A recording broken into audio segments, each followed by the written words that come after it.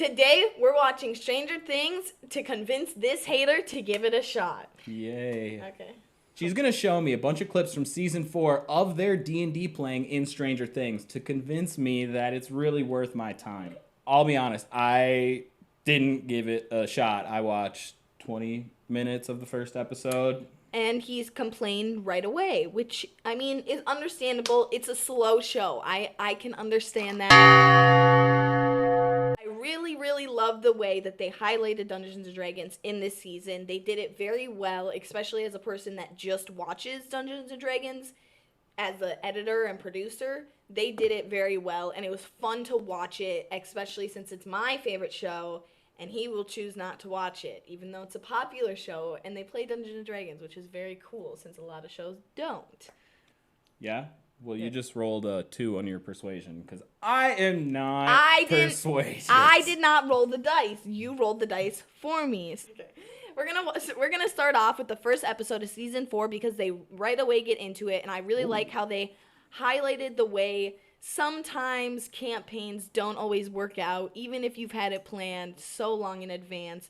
We're going to watch this clip from the first episode of Season 4 and see if you can relate. Anybody that watches Stranger Things knows that the Dungeons & Dragons is kind of tied in with the basketball game, just because one of the main players that they need in their campaign plays basketball. And might not be able to make it because of it. Whoa. D&D players don't go outside. Listen. First plot hole. Well, if you would watch the show, you would get where they're coming from. Just wait.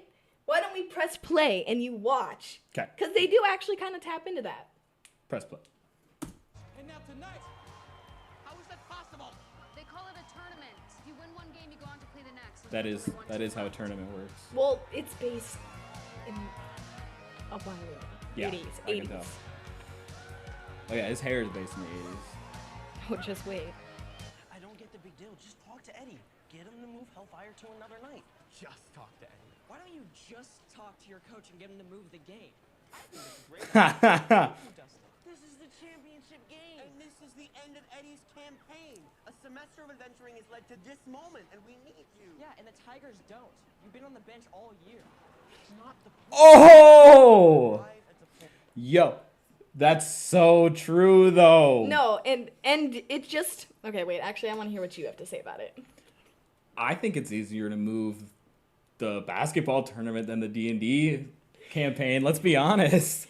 I mean, after like a semester of just building it up, like they said, it's been months of just like them doing this, and they'll get into it a little bit more, but a lot of the campaign team member or campaign characters are graduating this year. It's not going to be that easy to get everyone back together. Well, obviously he doesn't care that much. Like, he's like, but then I could maybe be popular and we could have popular friends. But then the actual kids here seem to be valuing their time right here, right now. So this is kind of, I don't like this guy.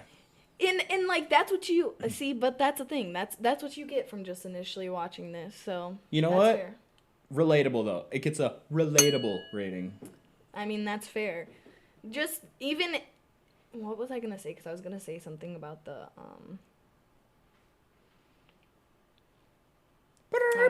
Loading noise. Literally. Okay, whatever. Just press play. That we don't want to be popular. So you want to be stuck with the nerds and freaks for 3 more years? We are nerds and freaks. Yeah, but maybe we don't have to be. I'm tired of being bullied. Insecure. I also like the way that they put the stigmatism around Dungeons & Dragons, because there is a lot of stigmatism in school for playing these games or whatever, and especially in the 80s, like, there was, like... It was just a different culture. I would say that it's been a lot more progressive. D&D in 2020 is all-inclusive from my books. I try to be super nice, and it doesn't matter your background. We're just here to have a good time, which isn't obviously the case in the 80s. Eh? Well, no, especially not in the 80s, but to be honest, still, there is these cliques in school. As someone that just graduated 2-3 years ago, I don't know. I don't know. Yeah, actually, 2-3 years ago now. I know how the cliques were, and the popular kids still do go, the nerds and the freaks, the this and that, and even with Dungeons and Dragons, back then, tied in with the satanic panic back then, so it's kind of where it all ties into the show, but people will assume things just because you're playing a game when it's just rolling dice. Yeah, and the Satanic Panic sounds like an awesome disco anyways. Yeah. Let's just keep watching. Skip tonight. That's all out the window. Yeah, is this D&D now? No. Friend, just talk to Eddie. But I did to say how, like, there's certain parts that they kind of go in where it's just, like, how I said, like, the stigmatism behind it, having to find... Do you mean stigma? Yeah. I have astigmatism in my eye. Wesley, do you know how... Listen, all right, we should talk about this because, you know what? We should not skip. Scene 2. So this next clip is them telling their dungeon master, their leader of Hellfire Club, that one of their team members is not going to be able to make it tonight, which is kind of sad because you should tell him yourself. You already know his reaction. He's not gonna be able to make it to Hellfire tonight. And we were thinking that maybe we might postpone. Oh. We've been trying to set up our last live stream for the past, 3 weeks. It just happens, man. But it's not the same in the 80s. Gosh. That's It's- all they have. They have nothing better to do. You're right. It's so much easier nowadays just to call everybody and be like, we can't make it work today. Or, yeah, let's make it all work right now. Exactly. Totally different. I mean, I do get what you're saying, though, because that's why I wanted to watch this clip, because it's very relatable, where it's like, maybe we should move it. And everyone's like, motherfucker. I mean... And rather than find a sub for him, you want to postpone. It's just that, most of the subs will be at the championship game. Oh, is the championship game? Yeah? Can I level with you? Jeff graduates this year. Garrett's got, what, a year and a half? Everyone's got to go home. It's the importance of this game. I understand. But if it's the culmination of your campaign, why would you want a sub? That's what I also agree with there, is that's what I said while watching that, is that if you guys have been playing with these characters the whole time, as sometimes, yeah, you have to get a sub, but if it's the end of the campaign, wouldn't you say, and I guess it's because he doesn't like them, because there's stigma, between them all and everything, but I mean, you would want them. As a DM, I want to wrap up all my story campaigns with the people who made and decide and deserve the stories that they are going to get. It doesn't feel right just to have someone else plop in a random character who had no idea of all the little trials and tribulations that we went through. It's dumb. Disapprove of this one. Postpone your games. Make emotional moments matter. As a person that watched Stranger Things, before all the Stranger Things fanatics come at us for the sub Oh, did I part, say something? Oh. No, well, they find a sub. That's where the next part comes in, because Eddie ends up saying, overall, find a sub. We don't have to continue watching. But the person that they end up finding to sub, a lot of people it's a character favorite. It's not a bad sub. They do it very well.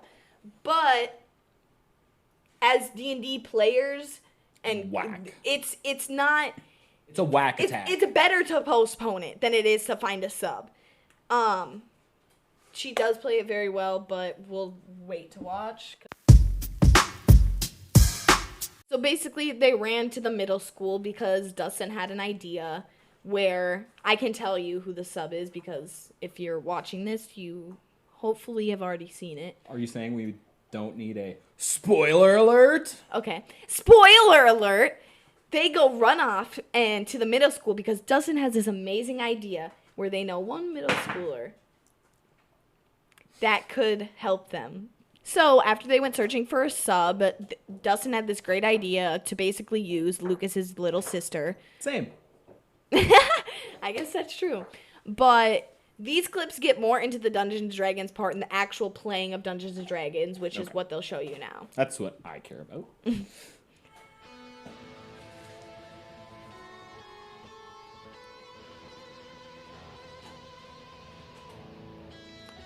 Her famous line is, you can't make America without Erica. So that's why they're playing. Oh my I god. had the same reaction my boyfriend did. Asshole fire club, not babysitting club. I'm 11, you long-haired freak. Your class and level. Level 1 dwarf. Got her. My name is Lady Applejack, and I'm a chaotic, good half-elf rogue level 14. And I will sneak behind any monster you throw my way and stab them in the back with my poison-soaked kukri. And I'll smile as I watch them die, a slow, agonizing death. So, we gonna do this? Or we gonna keep chit-chatting like this is your mommy's book club? Eddie doesn't have a mom. Ugh. Erica kind of lied. She's a level 14 badass, honestly. Ooh. You got me there. I didn't see that coming at all. Even they're shocked. Welcome to Hellfire.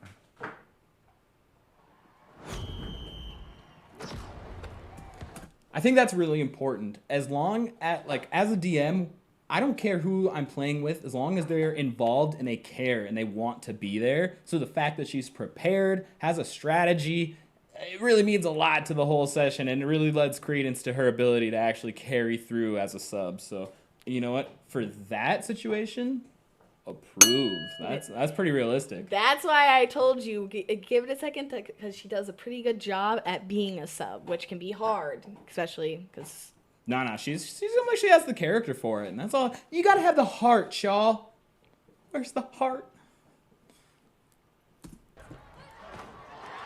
The best defense in D&D is running away. Hail, Lord Vecna. Hail, Lord. Vecna's a real... They turn to you.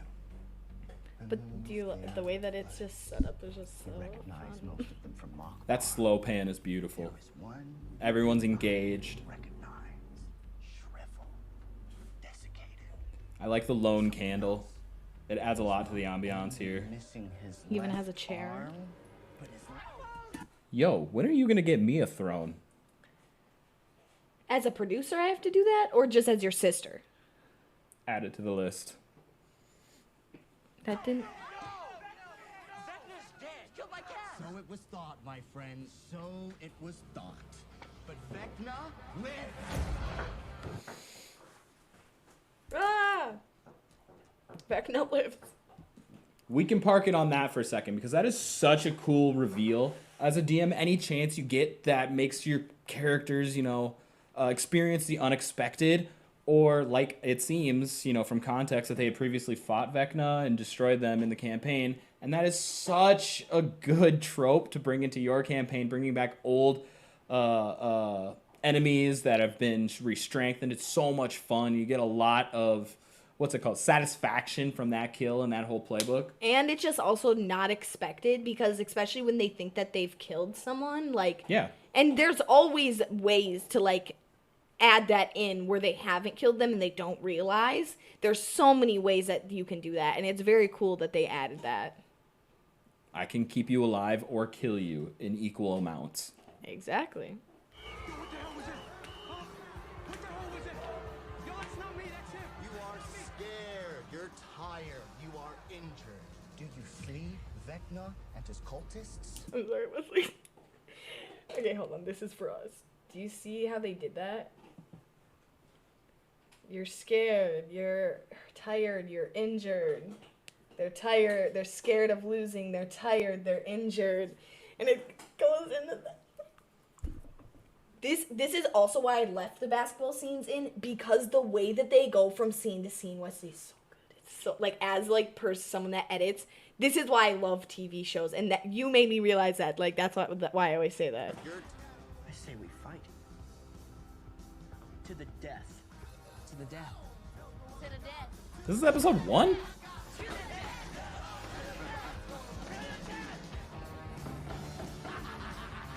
But it's nice because they have the whole table set up, the map on the actual thing, the characters moving.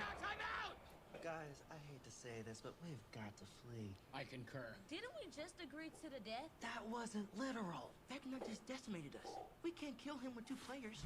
If I may interject, gentlemen, Lady Applejack, there is no shame in running.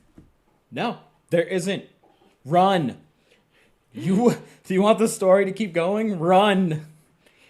I think the reason that, like, I feel like it, I mean, Erica doesn't have much room to speak because she just joined. You can't just say fight to the death, fight to the death. She ain't got no beans in this bag. Exactly. But I think more so Dustin is saying it because they know it's the last, he knows it's the last campaign. And it's one of those, and not that it's the last campaign, but that it's not going to be the same. But there is no shame in running just because you can keep the campaign going and you'll just create another storyline later. Yeah, honestly. But that's a good point. The fact that might be their last chance to do it. Mm-hmm. So in that case, to the death. To the death. That's awesome. Okay. Give me the D20. You're not going to throw your D20. You're going to lose it.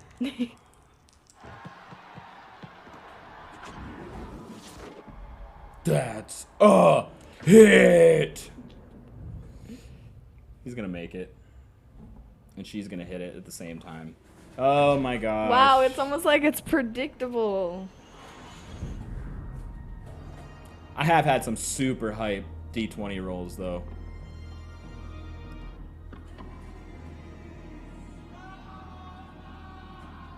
Most of my intense D20 rolls involve poop.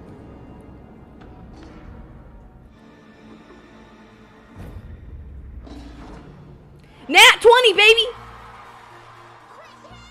Yay. Yay. Ooh. Having the DM be shocked is fun, though. Yeah, that's really awesome. No, that's really exciting. I think that was a pretty good portrayal of like an epic moment. I think there's nothing better than hitting a nat 20 when all your chips are against the wall, everything is stacked against this one bet, and it actually goes your way. Nothing's a better feeling. Especially as the players, because, and even like I was saying, like the DM, like when you get the DM shocked, it's fun because sometimes they're just like, they don't know what to do. And especially, I mean, in a time like this, you don't know what to do, but he was probably expecting to start narrating, you know, you're dead, this, that, whatever. But now he gets to narrate Vecna dying. Outro. We kind of stopped keeping track of the scene transitions, but that's neither here nor there. What is here or there is that Stranger Things, as it turns out, is actually a pretty decent portrayal of what it feels like to play D&D. Ooh, ooh. I'll give it to you. The way that they use it in just separate ways, even in the earlier seasons, kind of fun and just if anything, they use it more emotionally than they do as a game, if that makes sense. But it is still fun to watch it and just go, they're actually portraying it decent. After today, am I gonna go watch more Stranger Things? No. But after watching these clips, I am more inclined to go work more on my next world and my next live stream that we're going to probably be playing soon. And that's fine. But I still think you should watch it. Thanks. Either way, I'm really happy that a show as popular as Stranger Things is bringing D&D into the limelight. If this is like one of the first times you've heard of Dungeons & Dragons was because of Stranger Things, I don't think that's a coincidence. It has brought in such a surge of popularity to the game and just the whole tabletop role-playing genre as a whole, and it's just amazing things for the hobby. I truly appreciate it, and I can understand the benefits of having a show like Stranger Things around, even if it's not my cup of tea. And that's understandable because that's where especially like certain things come in. Not everyone likes the same thing. As a person that watched Stranger Things before we started playing Dungeons & Dragons, it was fun to watch them continue to go into it more, say. And so then just to have someone who's never seen it and someone who's seen the whole show, it's always good to have double opinions. Absolutely. I think varying perspectives, a lot of help. Thank you so much for hosting and picking out these clips for us today. If you like this video, please leave us a like, a comment, and a subscribe. You can follow us on Instagram, Twitter, here on YouTube. We are somewhat active over on Twitch and Reddit. Go ahead and seek us out. We have a good time. Talk to us. Let us know what you want to see in the future. And maybe we might react to the Stranger Things live streaming their own campaign. Yes, the characters themselves get into it. We can react to that. They did a pretty good job on that. He's never seen it. I have. Like I said, as a person that edits and films as a person that I wish! I'll edit right here live. Thanks for watching.